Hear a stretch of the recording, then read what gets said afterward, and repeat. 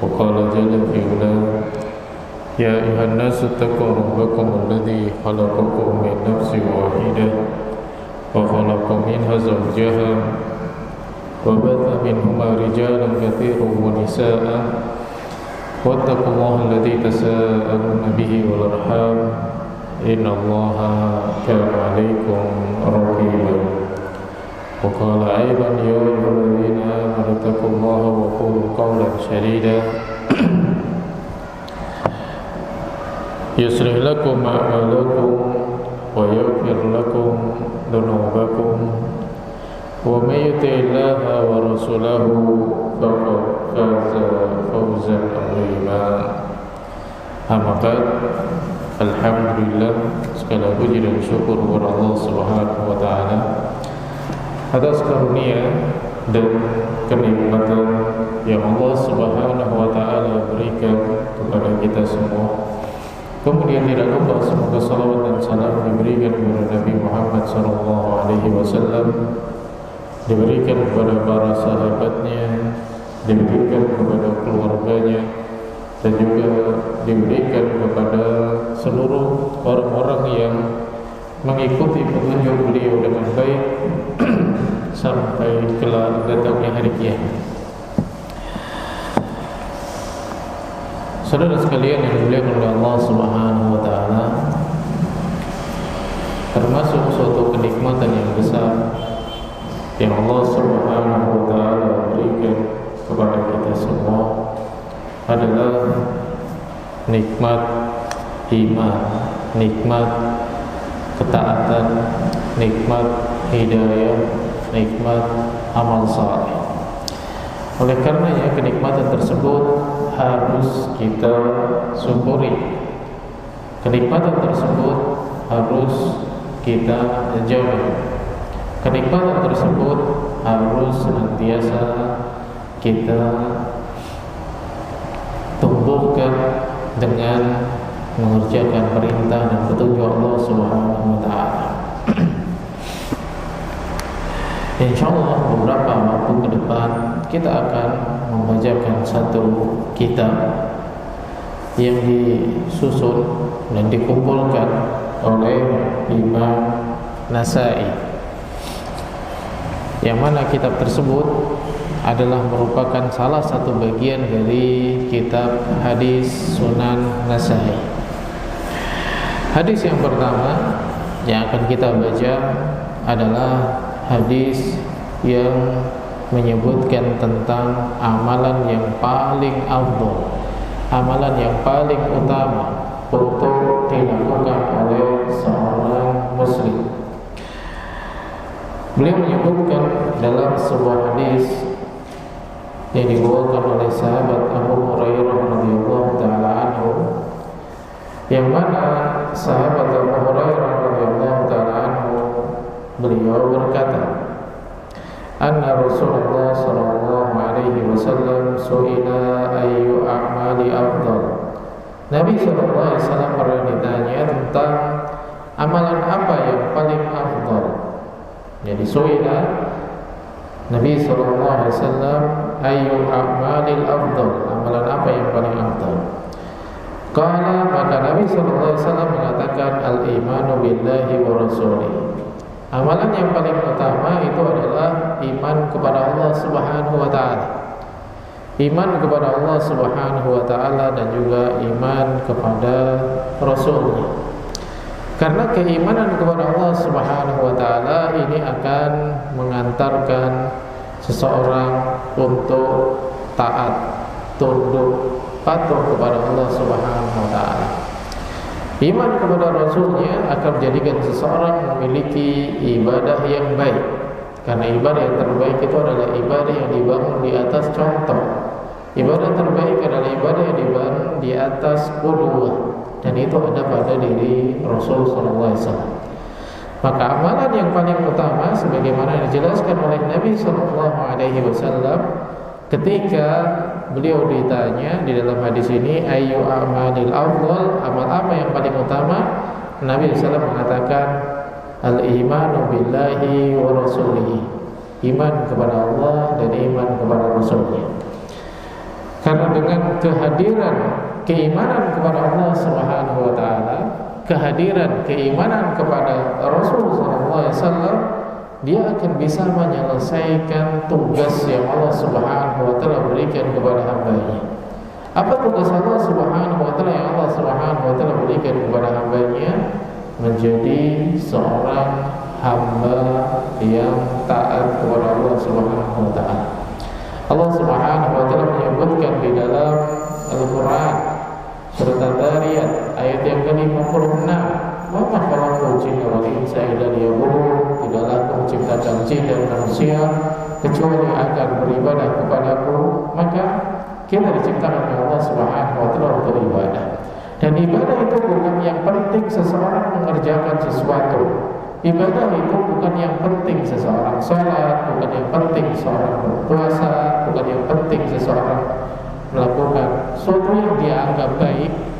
Tapi ibadah itu di sana ada syarat yang harus terpenuhi agar ibadah tadi diterima oleh Allah Subhanahu wa taala. Karena di dalam surat Al-Mulk juga disebutkan pula di dalam surat Al-Kahfi, ibadah yang Allah Subhanahu wa taala inginkan, ibadah yang Allah Subhanahu wa taala harapkan, ibadah yang Allah Subhanahu wa taala perintahkan untuk dilakukan seorang hamba adalah ibadah yang terbaik. Walladzi khalaqal mauta wal hayata liyabluwakum ayyukum ahsanu amala. Allah Subhanahu wa taala menjadikan di sana ada kehidupan, di sana ada kematian. Allah Subhanahu wa taala menciptakan itu semua untuk apa? Ya bluwakum ayyukum ahsanu amala, menguji kalian siapa di antara kalian yang paling baik amalnya. Amalan yang terbaik yang diinginkan oleh Allah Subhanahu wa taala.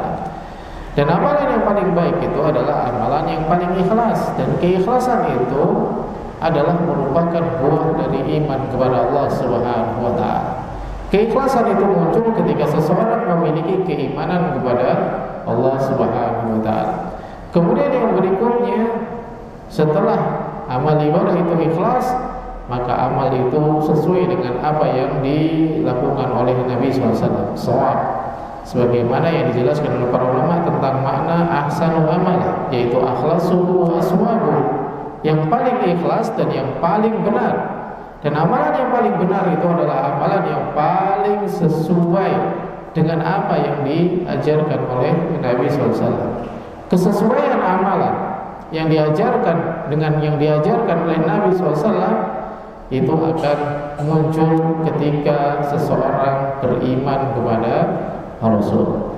Maka iman kepada Allah dan iman kepada Rasul, sebagaimana jawaban Nabi SAW ketika ditanya amalan apa yang paling afdal, ini menunjukkan bahwasanya iman kepada Allah dan iman kepada Rasul ini adalah merupakan pokok dari semua amalan, pokok dari diterimanya semua amalan, adanya keikhlasan dan mengikuti petunjuk Nabi SAW. Nah, jadi amalan yang paling utama, amalan yang paling afdal adalah amalan yang dibangun di atas iman kepada Allah Subhanahu wa taala dan dibangun di atas iman kepada Rasul. Iman kepada Allah akan menjadikan kita ikhlas. Iman kepada Rasul akan menjadikan kita mengikuti dan menjadikan Rasul sallallahu alaihi wasallam sebagai qudwah.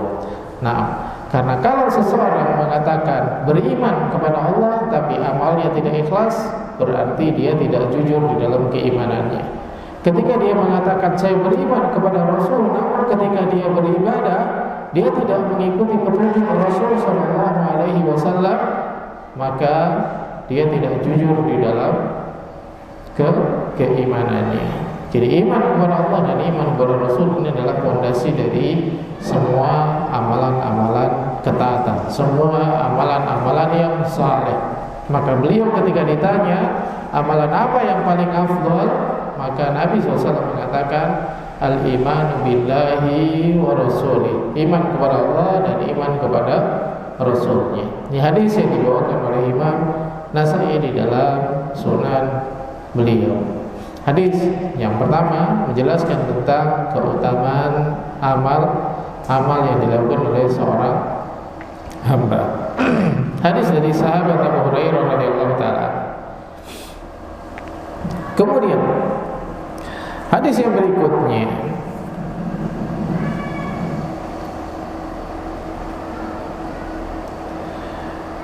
Nabi SAW juga pernah ditanya. Ini hadis yang kedua dari sahabat Abdullah, semoga Allah Subhanahu wa taala meridai beliau.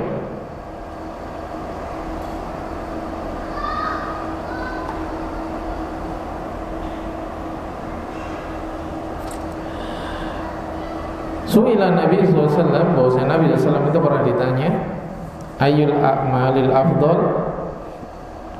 Waqala, maka Nabi SAW menjawab, amalan apa yang paling afdal, amalan apa yang paling utama? Nabi SAW menjawab, iman la syakka fihi, keimanan yang tidak ada keraguan di dalamnya. Ini yang pertama. Ketika Nabi SAW ditanya tentang amalan yang dilakukan oleh seseorang yang paling utama, maka Nabi SAW menyebutkan iman la syakka fihi, keimanan yang tanpa ada keraguan di dalamnya. Keraguan ini bisa muncul di dalam hati. Keraguan ini juga bisa muncul di dalam lisan. Keraguan ini juga bisa muncul di dalam perbuatan anggota badan kita semua. Maka amalan yang paling utama adalah ketika seseorang memiliki keimanan dan tanpa ada keraguan sedikit pun di dalamnya. Ini amalan yang paling utama. Bagaimana gambaran atau contoh dari seseorang meyakini sesuatu, seseorang melakukan sesuatu kemudian tidak ada keraguan di dalamnya? Sama seperti ketika seseorang meyakini bahwasanya api itu panas dan membakar, maka seseorang tidak ada yang meragukan hal tersebut. Seorang tidak ada yang meragukan hal tersebut. Tidak ada keraguan di dalamnya. Yakin.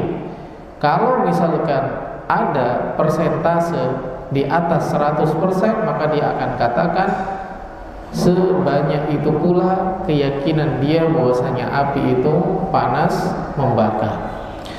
Maka keimanan seseorang kepada Allah Subhanahu wa taala itu harus keimanan yang tanpa didasari dengan keraguan sedikit pun. Ambil contoh, dia tahu, datang kepada dia dalil bahwasanya Allah Subhanahu wa taala yang memberikan rizki kepada hambanya, maka tidak boleh dia meragukan itu sedikit pun dari Allah Subhanahu wa taala. Innallaha huwar razzaq dzul quwwatil matin. Allah Subhanahu wa taala adalah Maha Pemberi rizki. Allah Subhanahu wa taala menyebutkan bahwasanya Allah Subhanahu wa taala Ar-Razzaq. Maka enggak boleh seseorang ragu dengan apa yang Allah Subhanahu wa taala sampaikan. Karena iman itu tidak boleh dibarengi dengan keraguan-raguan, sehingga jadilah dia amalan yang paling utama. Kemudian Allah Subhanahu wa taala ala kulli syai'in qadir. Allah itu maha kuasa atas segala sesuatu. Jadi enggak boleh kita meragukan kekuasaan Allah Subhanahu wa taala. Masa Allah bisa begini, Allah bisa begitu. Enggak boleh kita meragukan apa yang Allah Subhanahu wa taala telah sebutkan. Allah maha mampu terhadap segala sesuatu. Kemudian ketika Allah Subhanahu wa taala mengatakan, "Wa may yatawakkal 'ala Allahi fa huwa hasbuh."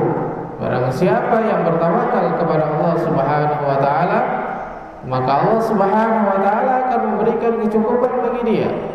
Maka enggak boleh bagi dia meragukan hal tersebut, baik dengan apa yang ada dalam hatinya.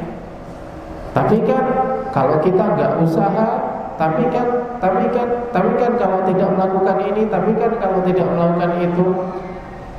Ikhtiar seorang hamba itu tidak untuk dibenturkan dengan tawakal. Ikhtiar tidak dibenturkan dengan tawakal. Usaha seorang hamba itu tidak dibenturkan dengan bersandar kepada Allah Subhanahu wa taala. Nabi sallallahu alaihi wasallam mengatakan i'malu kullun muyassarun lima khuliqa lah.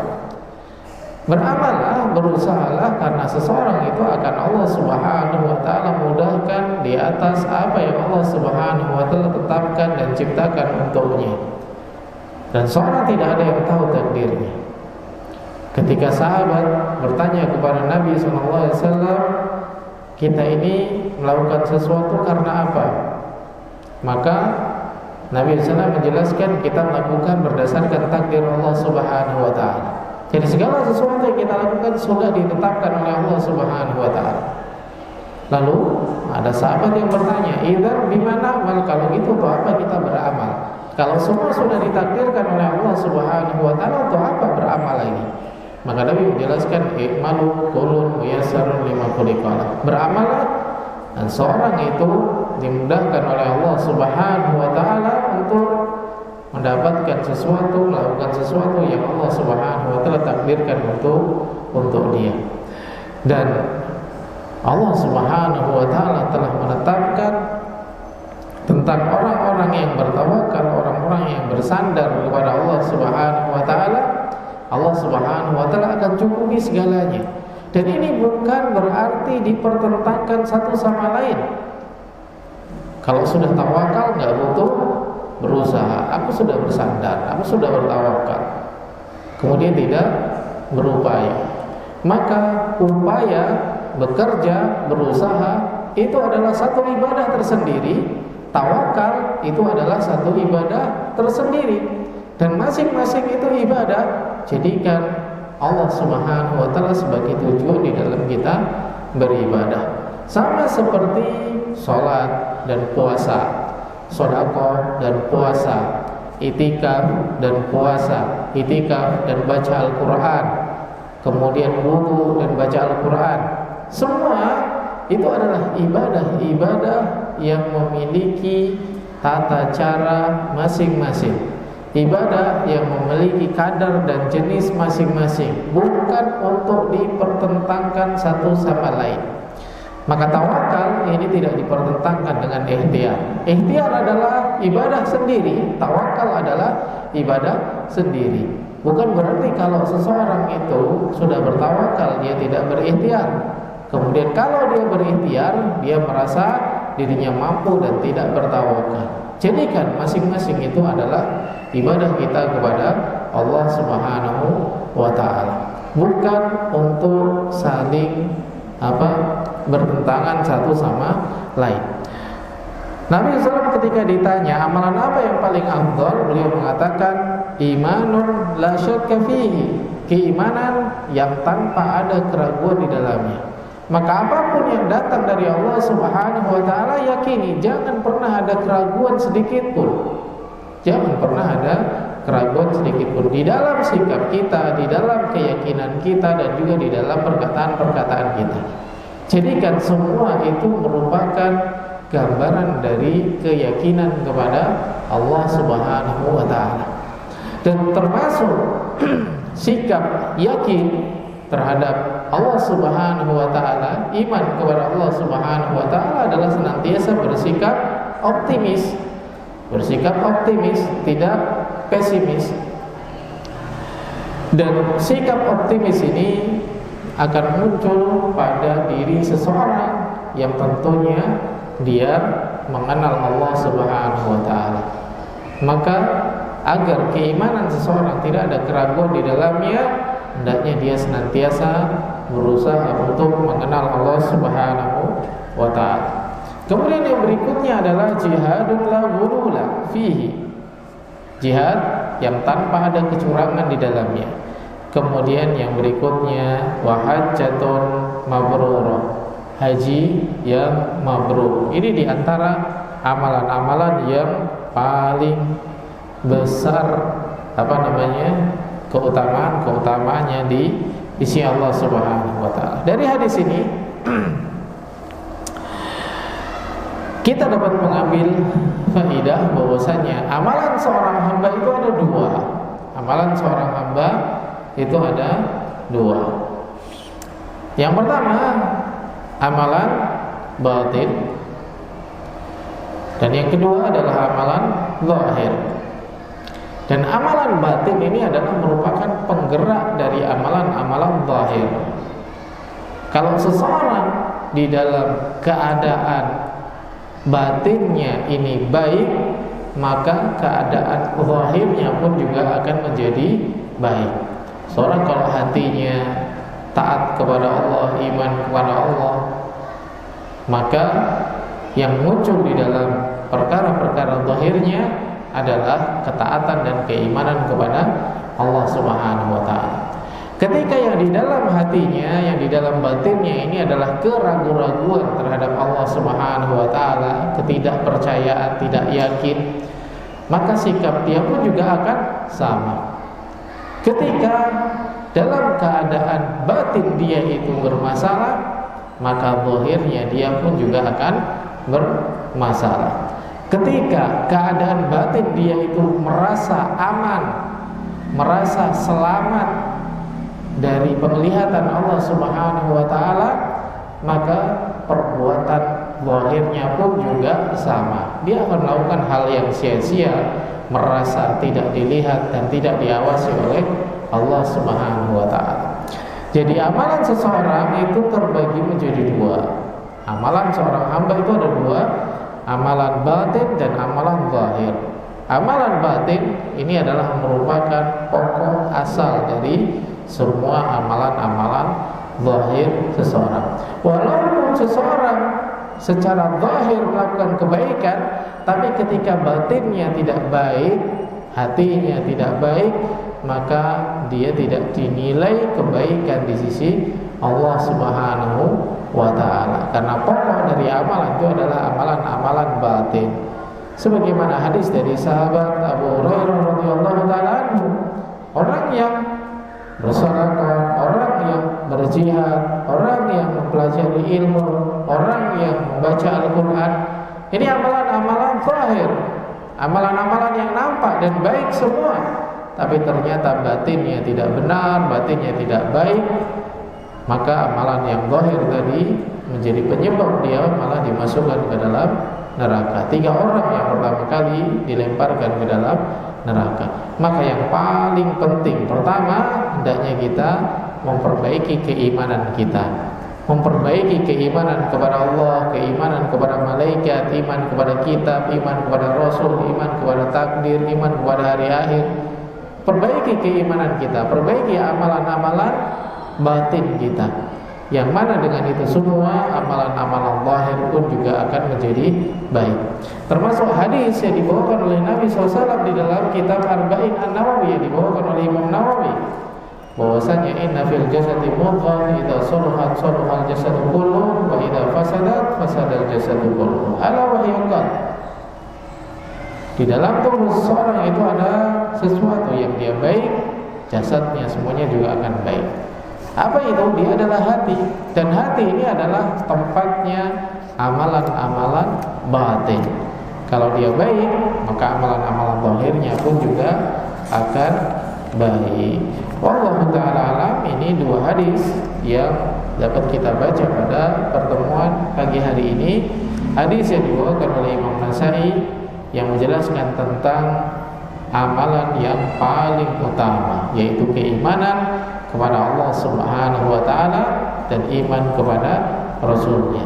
Amalan yang paling baik adalah keimanan yang tanpa ada keraguan di dalamnya. Tidak ada keraguan di dalam hatinya, tidak ada keraguan di dalam lisannya, tidak ada keraguan di dalam amalan-amalan anggota badannya. Jangan menampakkan sikap ragu terhadap Allah Subhanahu wa ta'ala, karena keraguan-raguan inilah yang akan menjadikan seseorang tidak maksimal di dalam melakukan ketaatan. Bukankah Allah Subhanahu wa ta'ala pernah mengatakan di dalam hadis qudsi, ana inda dhanni abdi bi, aku itu sebagaimana prasangka hambaku kepadaku. Maka hendaknya kita senantiasa terus berusaha untuk optimis, berbaik sangka kepada Allah Subhanahu wa ta'ala. Jangan pesimis, apalagi berburuk sangka kepada Allah Subhanahu wa ta'ala, karena sikap itu akan mempengaruhi apa yang kita rasakan. Ketika seorang merasa mendapatkan kenikmatan, dia akan terus bisa bersyukur kepada Allah Subhanahu wa ta'ala. Namun ketika dia setiap hari yang dia rasakan itu adalah dia itu diuji terus, dia itu susah terus, jangankan bersyukur, maka hidupnya akan penuh dengan keluh kesah. Maka sikap dia kepada Allah Subhanahu wa taala, optimisnya dia, hari ini Allah Subhanahu wa taala pasti akan memberikan pertolongan kepada saya, sebagaimana pada hari-hari kemarin Allah Subhanahu wa taala senantiasa menolong saya. Maka dia akan senantiasa mengawali harinya dengan syukur. Hari ini Allah Subhanahu wa taala akan menjaga saya sebagaimana hari-hari kemarin Allah Subhanahu wa taala telah menjaga saya. Maka dia akan senantiasa bersandar kepada Allah Subhanahu wa taala. Hari ini Allah Subhanahu wa taala akan memberikan banyak karunia kepada saya sebagaimana pada hari-hari yang lalu Allah Subhanahu wa taala juga memberikan banyak karunia kepada saya. Maka dia akan terus bersyukur kepada Allah Subhanahu wa taala. Namun jika awal sikap dia kepada Allah Subhanahu wa taala itu adalah berburuk sangka, wah, ujian apa hari ini yang akan saya dapat, kesulitan apa yang akan saya temui. Allah Subhanahu wa taala ini sering banget ngasih ujian sama saya.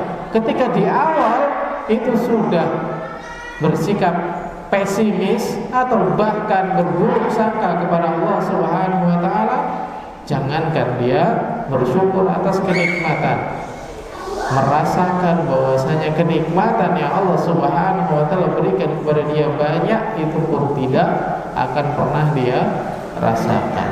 Wallahu taala alam, barakallahu fikum. Mudah-mudahan yang sedikit ini kita bisa mengambil faedahnya. Kita cukupkan dengan doa kafatul majlis. Subhanakallahumma wa bihamdika asyhadu an la ilaha illa anta astaghfiruka